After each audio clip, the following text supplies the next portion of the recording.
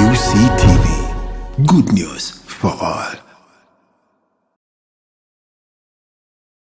Good morning, our dear viewers of UCTV, and welcome to the Youth Agenda. I am Adun Demiano, your host, and tonight we're going to discuss about a critical issue that is challenging the youth, and that's unemployment. As always, we bring to you such inspiring stories, ideas that inform, inspire, and transform the youth. With me in the studio, Mr. Mark Kawesa. You're most welcome, sir. Thank you, sir. Could you briefly introduce yourself to our dear viewers? My name is Mark Kawesa, and I am a fourth-year law student at Uganda Christian University. I also serve as the MP for non-residents in the 28th Guild Government of the University. Okay. Well, I also serve as a Minister of Culture and Arts in the 28th Guild Government, and I've served in very many youth leadership positions, and I am also a delegate in the 8th National Youth Parliament of this country. Oh, that's so interesting. Mr. Kawesa, we are discussing about unemployment among the youth, but to our dear viewers who are watching us from there, they would like to know what's the unemployment? What do you understand by the term unemployment? Very nice question, because at times people confuse unemployment and other terms. But unemployment is simply a situation where someone is willing and they are able to work, but they cannot find what to do. Yes. So like someone is educated, someone like has acquired like a lot of education, over a lot of books, but is looking for a job, yes, but nowhere to be seen. Yeah, they are willing and they are capable, but there is nowhere to work. Oh, yes. That's so interesting. So like among the youth, like take an example, like the youth, they are educated, so they are looking for jobs. So is that like unemployment? Yes, that is unemployment. So like what do you understand by the term the youth? Like who are the youth? We have very many definitions of the youths, yeah, but it is important that we follow the legal definition of who a youth is. And according to the National Youth Council Act, the National Youth Council is the body that takes or governs all the youths in the country. Yeah. So they have a statutory law, and that is the National Youth Council Act. Yeah. So according to that act, a youth is someone who is in between the age of 18 to the age of 30. Yes, and according to the latest population census report by Uganda Bureau of Statistics of 2024, yeah, the youths make 73% of this country's population. The total, yes, 73%? 73%. Of course, there is somewhere where they said, from the Uganda Bureau of Statistics, 2024 census, whereby the youth is unemployment approximately 50.9%. And they are NEET rates. Yes, NEET rates, they mean they are not in education, they are not in employment, and they are not in training. And the overall population of 16.7%. So, Mr. Kawes, do you think in Uganda we have such things that there is a lot of unemployment in the country? Do you think? Yes, of course. According to the statistics, it has it, or even the world statistics have it, that Uganda is one of the youngest, if not the youngest country in the whole world. So if the total population is around 73%, according to the UBOS report, yeah, that people below the age of 30 in this country make up 73%. Yeah. And if they are unemployed, that is seriously a danger to us. And the 16, you talked about the 16.1%, yeah, those are actually the wasted degrees we have in the country. Wasted. They are wasted degrees because they have the education, but they cannot find the jobs. But to make it worse, we have also that 50.9% you talked about. Now, these ones are not in training, they are not in education, they are not in employment, but they are just there, meandering around, and they are in their youth stage where they have to work. So it is really worrying, and it is a fact that we have unemployment in this country. I think this is 16.7%. They are, in fact, they are educated, but they don't have they don't find jobs. Yeah, they are jobless. Yes, they are jobless. I call them wasted degrees. Why do you call them wasted degrees? Because what is the essence of you studying and then you can't find work? Sometimes, but do you think, Mr. Kawesa, I want to make this one very clearly. Do you think the government is responsible for unemployment? Yes, to some extent, and to a larger extent, the government is responsible for the unemployment. And I know you would ask me why. Why? Because that was the question. Yes. The government is responsible in a way that it has to reform our education system. You find that there is an economic or a skill mismatch between what the job market demands, yeah, and what we are taught in school. And what governs the education system is, yeah, the government. So whom can we blame for the poor education system? Our education system is training job seekers rather than opportunity creators. Yeah, Mr. Kawesi, I want to remind you, like on Sunday, 1st March, last Sunday, Yes. The TikTokers, YouTubers, musicians, and other creatives met President Museveni in Kisozi. Yeah. But when they were, in fact, some of them, they were given an opportunity to speak to the president. But whenever someone was given an opportunity to speak to the president, they were addressing their own issues, their personal issues, instead of addressing the challenges that are affecting within their industries. So who's supposed to be blamed? Is it the government? Because I could expect these people to address their issues that is affecting within their industry. But they were, in fact, some of them, they were requesting to meet the president privately and address their personal issues than addressing issues of their industry. So who is supposed to be blamed? Actually, it still goes back to the education system that we are not trained well.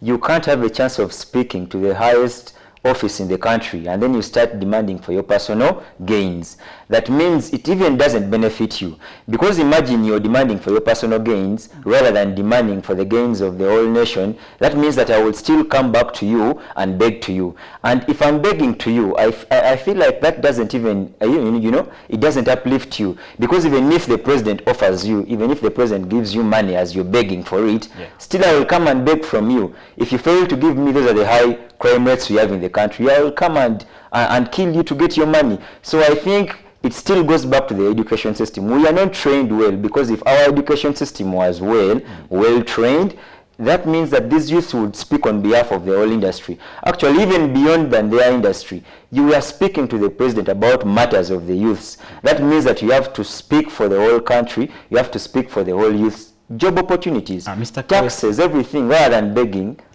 Let me just imagine you are given an opportunity, yes. like to speak to the president. Like for you are educated, like you are still in education, but I can say you are educated. What should you like address to the president? What would be your issues that you can address to the president? First of all, we have, I would call them guidelines that actually we follow when dialoguing. And if I happen to get a chance to speak to the president, I would first make sure that I enforce these guidelines that we follow in dialogue. What are we going to discuss about? Not my personal gains, but gains for the whole youths. Who is going to be the arbitrator? You understand? Who is going to be the arbitrator? And what are the effects of what we are going to discuss about, me and the president? And what are the sanctions in case these effects, or in case what we have discussed about is breached? So if I'm going to speak to the president, first of all, my first agenda would be the youths. Youths in leadership, actually. You realize that it is worrying that if you check the cabinet minister of the cabinet of the ministers in our country, you realize that 80% are people beyond the age of 70. And it is the youths that know the matters of the youth. So I would advise the president on very, very many matters. I don't know if we have time that I'll go into. So now, Mr. Kawetha, in fact, thanks for sharing such insights. But to our dear viewers who are watching us from there, they would like to know, what are the causes of unemployment? The causes of unemployment are very many, and some are political, whereas some are economic, and of course some are social. Now, to start with those that are political, the first entity to blame, of course, it is the government, because you're not lifting the youths. The government, it goes back to the education system I explained. Then after the education system, the very bad laws we have in the country. I'll give you an example that it is worrying that the Value Added Tax Act we have in this country was enacted in 1996. And you cannot tell me that the problems of 1996 are the problems of 2026, you understand? So all these bad laws affect employment in Uganda. Yes, because imagine you have started your small business, but the value added tax they are taking out of your business is actually much than the income you're earning. Mr. Kawesa, do you believe that to other extent, the youth are supposed to be blamed for unemployment? Because you have seen instances where, during the elections, the youth are being compromised by politicians. When they are just given 50K and they go by excitement following politicians. So who is supposed to be blamed? Because I could expect the youth to address their issues. In fact, they're supposed to use that opportunity during the election cycle to address their issues to those politicians and they get their problem resolved. But now they end up just go by excitement just following because you're given some handouts instead of addressing their issues. So this comes to the question that do you believe that to some extent the youth are supposed to be blamed? Yes, but to a smaller extent. Like how? Because you realize that we have very limited civic education in this country. Most of the youths don't know the power they have in the fact that they are youths. So I would also blame them for the poor mindset. You can't tell me that you're going to get 50,000 from a politician for you to support a politician who is actually not going to work for you, or is not going to address the youth matters at the floor of parliament. Because of 50,000, that means that each year is buying you 10,000. So I think 10,000 is not worth our lives. And to some extent, we can also blame the youths for that poor mindset, yes. All right, thank you, Mr. Kawes, for sharing such insights. To our dear viewers who are watching us, we are going to take a short break, then we shall come back. Thank you.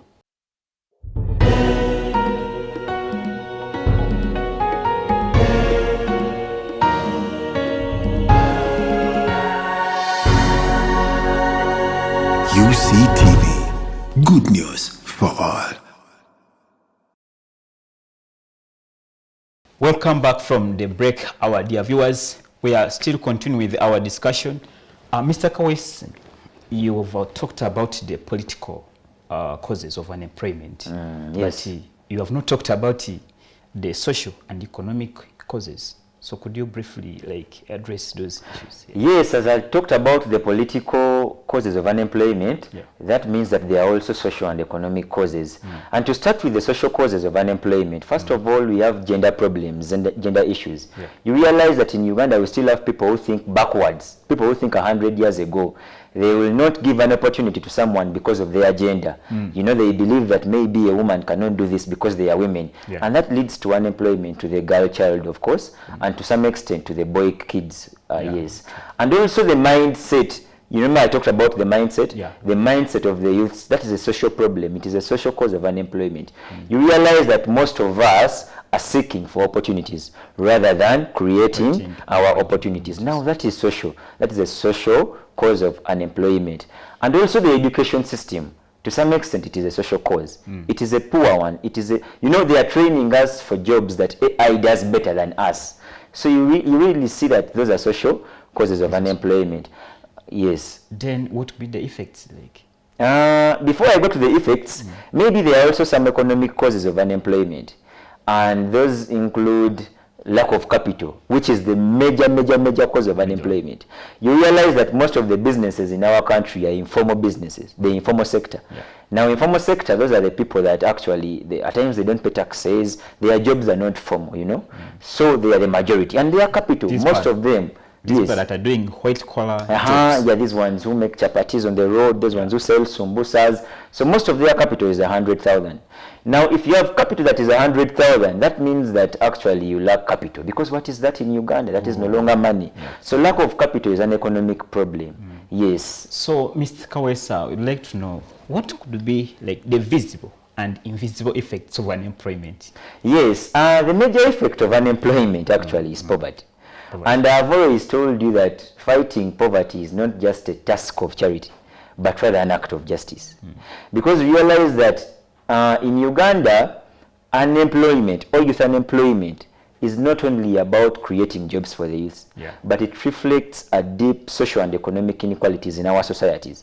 So when I go to the effects, we have visible effects. First of all is the high crime rate in Uganda. Of recent, you have been seeing the Basuuzi being chased out of Kampala. Now that means they are going to go back to the suburbs of Kampala and start the high crimes and start killing people for money because they don't have the money. So that is an effect of unemployment. Also mental health problems. You realize, I don't want to believe this, but many people say that most of the people in Uganda are mentally not well. But this is because of poverty.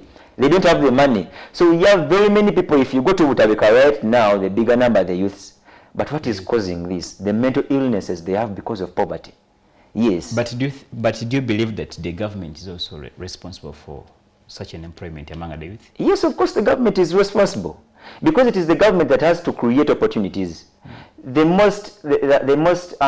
biggest employer in our country is the government. But the government has around 50,000 jobs. But some instances, the government has given the youth an opportunity. But just because the youth they don't use that opportunity. Yes, like the Myoga and Parish model. Yeah. Yes, now the problem is that all those opportunities are now political.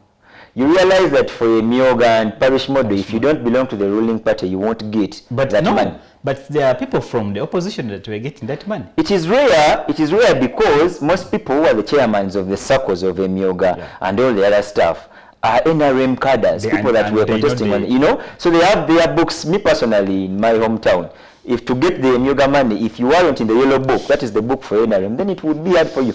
And realize that now this is a fact. Most of the youths are not in support of our current government. So they don't get these opportunities. And how can you put someone who is 80 or 70 years to lead a circle for the youths? Because most of the people that are leading these initiatives in Myoga and Parish model are elderly people. Now, it is only the youths that understand the youths in all contexts of life. I believe this time around, the youth, you have youth representative in the parliament. I think right now, your issues are going to be solved. Yes, but we have very few because we realize we have around, they are not more than 8 if I'm not mistaken, but every region of the country has a youth representative, an MP for Central Uganda, North and what. But I told you at the start that we make 73% of the population in this country. So if you give us representatives who are not even more than 10, now is that representation? I think it is not representation. Equal representation. We make 73% of the population in the country, and you give us only 5 representatives for every region. So according to you, what would be like? That is not representation according to me. According to me, the youths have to be brought in leadership. I told you that when you look at the cabinet of ministers in our country, most of them, their average age is 75 and above. 75. Yes, and above. At least if we have around 81 or 82 ministers, let 70 of them be youths. Because we are the majority. Yes, we are the majority. Because these people that you are claiming that they have occupied most of the offices, they have experience, as I can say. So you can't get someone like over 20 years that's going to be a minister without experience. However much that person is educated, but has no experience. Yes. So do you believe that are you suggesting that the government should get the youth over in that train 24 to occupy big offices? Yes, because according to me, at times experience may mean years, but at times experience is not about years. And even those people you're saying that have experience, they got the experience after they were given the opportunity.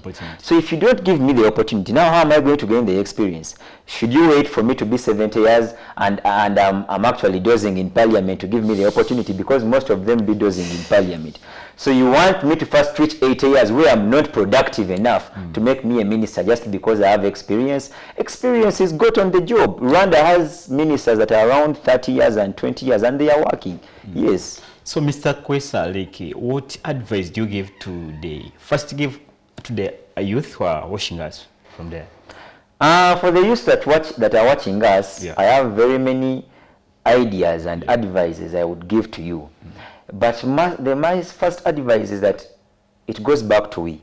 Before we cry out for the government to help us, we need to help ourselves. Let us stop being job seekers, but rather job creators. You realize that most youths, for example, here in Central and maybe parts of Eastern Uganda, they have big chunks of land they have inherited from their parents. But for example, here in Central region where I come from, most of them are selling their land to buy motorcycles to come and ride in. Yes, in the cities and brag, and dance around with girls, so as our president says. So we need to create our own opportunities rather than seeking for them. Let us use our land very well. Let us create the opportunities.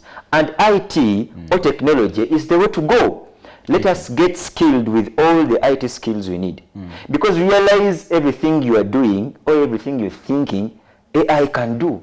But we have talked about the skills. Yes. The youth are supposed to get skills, but there are youth who are there and they cannot meet those needs. For example, money.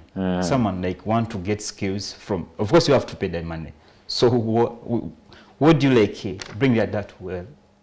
Now that is why we also have to cry out to the government, because in some countries actually education is free.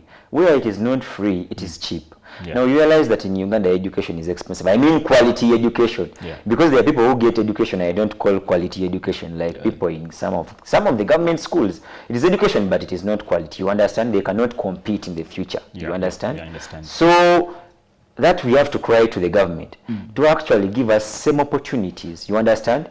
To give us the same levels to compete, same fair, grounded levels to compete. Like equal Yes, representation. yes, equal representation, fair grounds of But I competition. think this time around the government here has done it, because it is the youth representatives in the parliament. I want to give you the representatives. I said in Uganda we have 5 representatives for every region. You understand?